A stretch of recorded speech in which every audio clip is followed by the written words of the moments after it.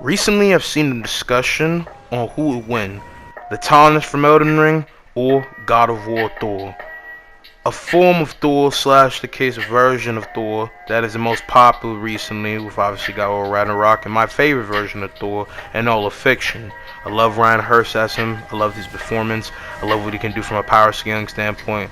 He's all around busting character. And I've asked my friends and seen some different talks from a YouTube group posts or Reddit posts, all that stuff about it. And it seemed like some people, not just to my friends, not at this, because their reasoning for the most part is reasonable, not to put them down, think that like one is more better than the other because of visual stuff, some intellectual dishonesty and weird arguments, and then at the same time mixed with the fact that Thor as a character, I guess, doesn't show the more predominant, interesting or intricate feats of power that people think that puts him down. And I just wanted to go and make a video to give my 2 cents on it, give who I think would win without telling you guys obviously within the intro, and just finally explain everything that some people need to know when it comes down to power scaling or the conversation. I'm hoping to educate you guys, educate my friends if you are watching, and just all around give my good form take with it. And yeah, pretty much it. I hope you guys will enjoy. Let's go ahead and get into it. The Tarnished of Elden Ring, like I talked about before, is a very interesting character and complicated, just to go ahead and say in one sound. But simply put, like how I did him in my Tarnished versus Asura video, which even though I can add more sauce to it, talk about some better stuff, show considerably a better overarching love to the characters, even though the video is good for what it is, and if I could still say the same. The Tarnished, simply put, was blessed with the case of the fate and grace to be an unstoppable, moving object through all the case of the land between to whatever objective you, the player, would want, as obviously being your custom character, but the Tarnished in this case and the Tarnished in general of being the humans of the land between were casted out by Queen Medica for possible theorization of a new hold of order. The fact that the mainline Tarnished that she first casted out, her husband and possible deepest lover, Godfrey, aka Horlu, she would bring them back within the case of the after effect of the shattering and the Elden Ring being disfigured of its original staple within the lands between of order, prosperity, and holier than thou stand within the world and stuff like that. Tarnished would come back in the case of someone like our Tarnished here, or like my character, Ken the Tarnished Magi, would come back in this bug to go ahead and claim things of their own, and most importantly have the potential to sit upon the Elden Throne and become Elden Lord. The Tarnished consistently versus multi-case of the most strongest and revered powerhouses within the Elden Ring lore, and in the case of matter of the game verse in general. So, with this being said, at a low end consistently, the Tarnished would scale from multi-4 star level of defeating Cursed Radon, who is one of the strongest case matter foes, even with having stage 69 brain cancer. Then moving forward, he would be stepping into the stand of being solar system level, with scaling over Morgoth, a clone of Godfrey, and possibly fighting Moog and other case of matter of Great A combatants and things like that throughout the time.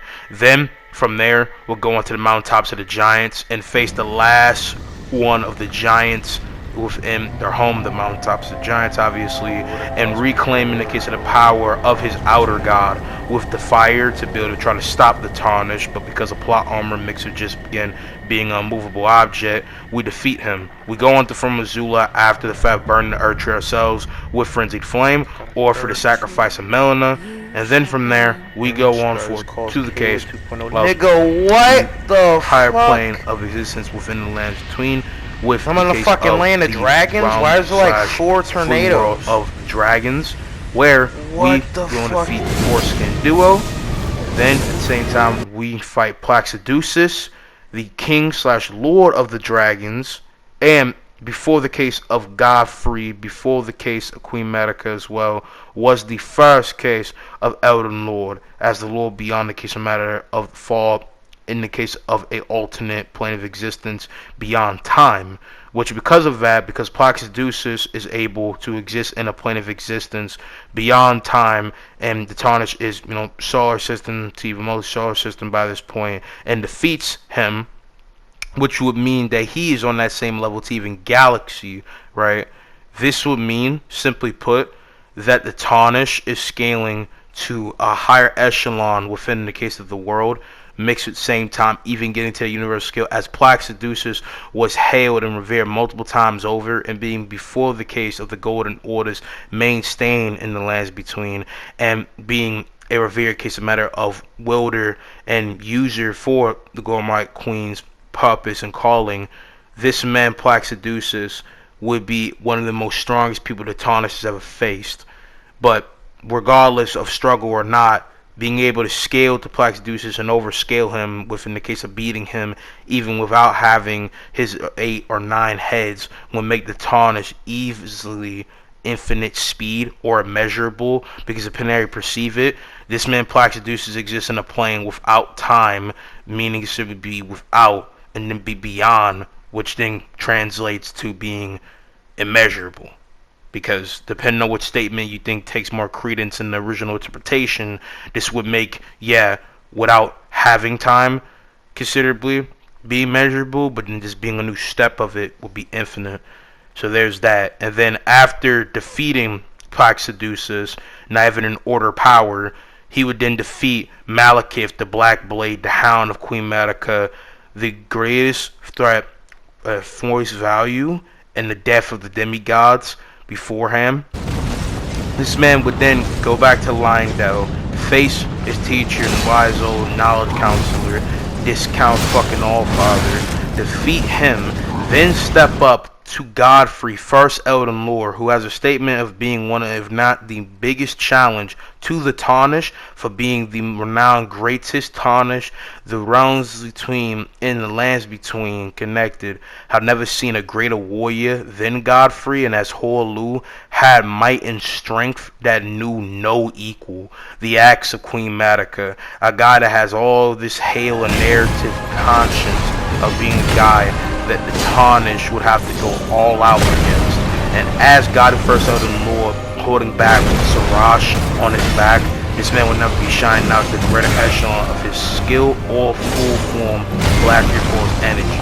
As after being pushed back and pushed to the limit, he pulls the biggest case of weird movement, and this motherfucker uses the case of his inner case hunger for battle as a new dwelling of a combat advantage, and takes out his own spirit, in this case Sarash, and becomes Horlu, the goddamn barbarian king himself, and faces the Tarnished, willing to go ahead and run it all with everything.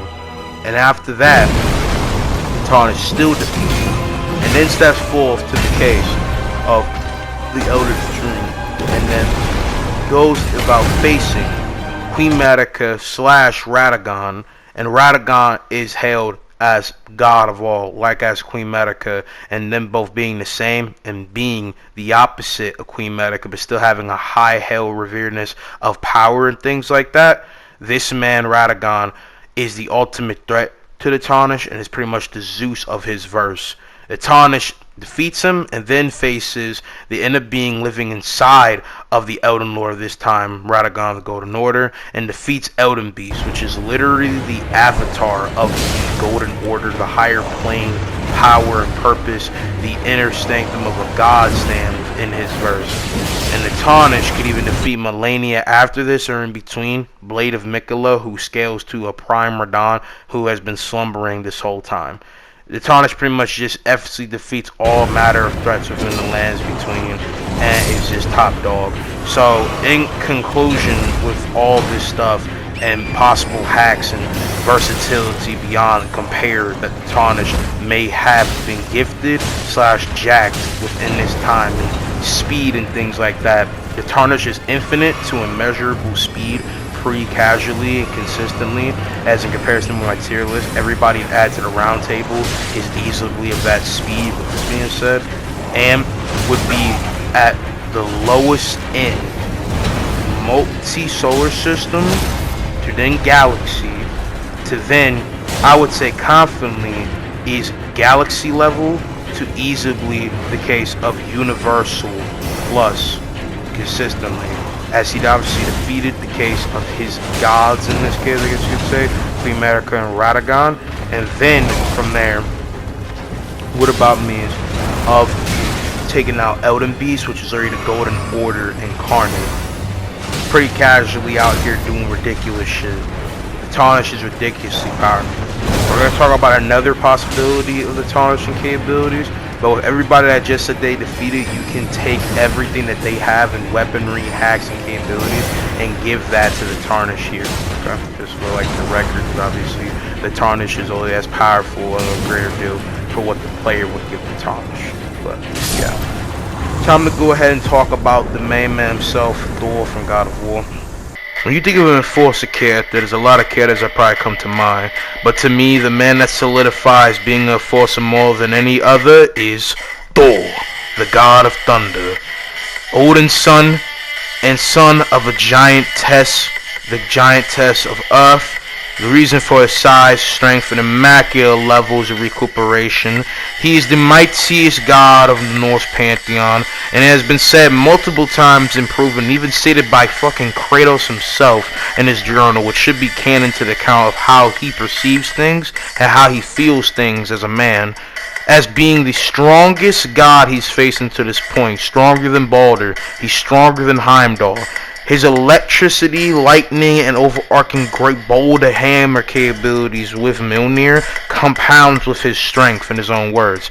He is the strongest son of Odin, stronger physically than his older brother Tyr, who is one of the strongest sons, which in one, what is being said, a lot of people don't know that Tyr is a child of Odin. In comparison to nostalgia, that's the case. It's reasonable here, and I think it's been stated. And he's obviously stronger than his father physically, but Odin obviously has killed him and is stronger than everyone else. Odin is top dog. He's the All-Father for a reason. But Thor, again, is stronger than his older brother Tyr, who is the most powerful Norse god, I feel like, next to Freya, when it comes down to versatility, power, and capabilities.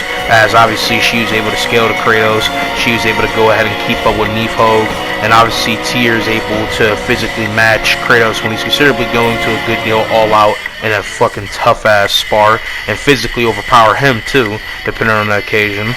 But at the same time, which is being said, Thor multiple times has showcased the crown as being the strong man of the verse. With him, even in case of matter of the fated death of him in Ragnarok in Asgard, bloodlusted, showcasing he's the monstrously stronger than Jormungandr, young or even older, with him considerably Jormungandr getting aged up in the case of him getting clacked on the head back in time before his own birth. He was able to send him when he was young back in time before his own birth, and still made it, but came out more on top than him in the fight itself, and multiple times a showcase capability to be ridiculously built different as a man. He's a behemoth. He's one of the strongest gods this man Kratos has faced, not just in Norse pantheon, but in comparison to the Greek pantheon. And it's obvious if you play the games or just know about the lore of God of War that a great deal of the Norse gods, if you actually do the power scaling, are stronger than some of the Greek gods. Not all, I'll be on crack to say that, but also Norse Kratos in comparison to God of War 4 going to God of War Ragnarok and after in Valhalla is way stronger than his younger self, with the scaling and cosmology of the Norse pantheon considerably being a lot more in depth and having a little bit higher grounds in salvage of purpose and understanding. And Thor, even playing around against a Kratos that was put off guard and not ready, was able to outbest our infamous God of War. And he revived him even after considerably killing him, or at least sending him on his way after the fact. And that doesn't mean that Thor technically could full-fledged do this entirely, but his power, his might, and his capabilities showcased that Thor was a whole different built case of a giant, and he was multiple times showcasing that he is on par to multiple times physically stronger than Kratos. And when he was bloodlusted, which to go ahead and debunk a claim that I've heard, this is mainly from my friend, but some people do think this, not to go ahead and throw him under the bus, Thor was not inebriated / drunk / high off of the bloody black mead that probably is in Asgard's village. This man was just bloodlusted. He was running through elves, undead people, slaughtering. He was the vanguard of Asgard in Ragnarok. He wanted to kill Kratos and kill Atreus. He was done, in his own words, enough fucking games. This man wanted to go ahead and take out everybody. He was done with the bullshit, okay? So it wasn't no inebriation, it's simply just, man was just powerhousing through niggas. He was bloodlusted and wanting to kill. He was showing the burly rage of the god of thunder, god of power, powerhouse, pillar of a man, my goddamn goat. Reinhurst needs the voice conquest from Invincible, bro. It's not even an argument. But jokes aside, though, besides that bullshit, this man, even though going all out, this man Kratos holding back enough not to want to go and kill him, still defeated him. But how I perceived the fight, I think Kratos was holding back good cheer, but this man was still going out sensibly to the fullest to at least defeat him, as they multiple times have shown, bang for bang, ball for ball, hang for hang, that they are contingent in their capabilities. As Thor is a bombastic powerhouse and has showcased multiple times that he is not to be trifled with. So, in conclusion, I think that Thor has showcased enough credit of prowess in his power to do stuff. But here's the greater hack-seeing capabilities that Thor has. Thor obviously has Mjolnir, and Mjolnir allowed him to be able to crack the case of Jormungandr back in time. This is ridiculously powerful, especially because their clash in multiple cases of different talks, especially his clash with Kratos, was able to shake all of the 9 realms in comparison to Norse mythology and in God of War, and in this splintered Yggdrasil, aka the case of the Erd tree of the Norse pantheon. This means that they splintered a tree that holds the multiverse of the Norse pantheon, which is bigger than the Greek pantheon considerably. So, with this being said, if you ever seen a splintered tree, I'll possibly pop one up on screen, you can look it up. This means that they broke a great portion of what makes Yggdrasil what it is, and you can see this effect in God of War 4 and a little parts of it in God of War Ragnarok. So, with this being said, yeah, Thor is ridiculously powerful. This is 6D, barely even like a blank. This is consistent, as again, this man clashed with Jormungandr with arguably more experience and did the same matter of effect. He knocked him back in time before his own birth, has a ridiculous measure of power, and was able to shake all the 9 realms and clash with Kratos, who has the same stand of epiphany and bang for bang prowess and purpose like others. Thor easily is 6D with the capability of attack potency to be low complex multiversal at a low end and very much complex multiversal, I would say, at an even. To be able to shake and basically destroy a great chunk of a multiverse on a greater case of matter of stand is easily that. And being over all these Norse gods and Greek gods beforehand would make him easily this big ton behemoth, and is one of, not the greatest challenge that Kratos is going to have to go against. And even people that know more about Thor, or even people who don't like Atreus, thought that Thor was a guy that could actually kill Kratos, which we've seen that he actually can. So this easily makes Thor a man to be fucking scared of, to not be trifled with. I mean, this is the big red giant, okay? But with speed is also the same thing. He would easily be infinite to immeasurable, as he's scaling to Kratos, who in the case of the Greek saga is able to catch up with people that can go infinitely in time, go beyond time, catch up to Hermes even while weakened, and multiple times scaling to people that should have the same regimen of speed, like his own children, Magni, Modi, and even Thrud, who has higher potential possibly for where she could stand with now having Mjolnir in her hands and becoming a Valkyrie. He's still way more stronger than them, and they never stacked up to that much potential to outdo him. He's stronger than 2 of his sons, again, Magni, Modi, and his beloved daughter, Thrud, and this man is the beast of the Norse pantheon. He's the enforcer of Odin for a reason, and just multiple times is just a whole new Goliath. So yeah, infinite to immeasurable is pretty consistent. You could argue even inaccessible, just because of how ridiculously bonkers things are, because like Kratos and him multi times have been in the same cracked out case of feeling of power, and he just multiple times showcased the shine of being that much of a behemoth. Simple. Thor easily slaps the comic. Fuck out of here. There is no way for the Tarnished to be able to even stand to Thor. Listen, they might be equal in the same speed, we can say that, but I don't see any way, no matter what hacks you give the Tarnished, no matter what wank, no bullshit is beating Thor.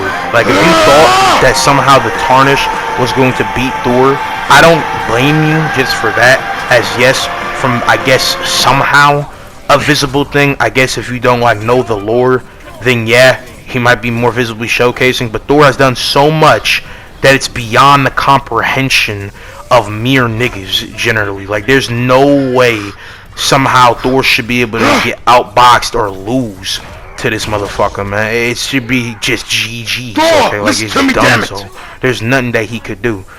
Simply put, Thor is way more powerful, as obviously what I've shown. He has way better hacks, he has a way better weapon in Mjolnir, and he's just a whole different matter of a behemoth that the Tarnished has never even faced before, and there's no logical way the Tarnished should be able to even hurt Thor, or even on a greater scuff, perceive him, okay? And even if you equal the stats, Thor is way more experienced, he has way more catalog capabilities, and all around is just too much of an unstoppable force. I don't even think the Tarnished could outdo, and he has so many capabilities to kill the Tarnished. You think, well, the Tarnished will keep coming back. Okay, well, he can knock him back in time at a high end if you think somehow that he could never find a way to kill him, which technically there's multiple measurable potential to kill the Tarnished. It's just if he could actually put him down forever, and I think Thor could figure out a way depending on how you perceive it. And it's like he could simply hit him into outer space. He could hit him back in time before the Tarnished are even allowed to set foot in the lands between, if that's where we're taking it. And simply put, this man, Thor, is just so ridiculously strong and fast for his size that he should not even be able to be harmed or catch lacking by any of his capabilities.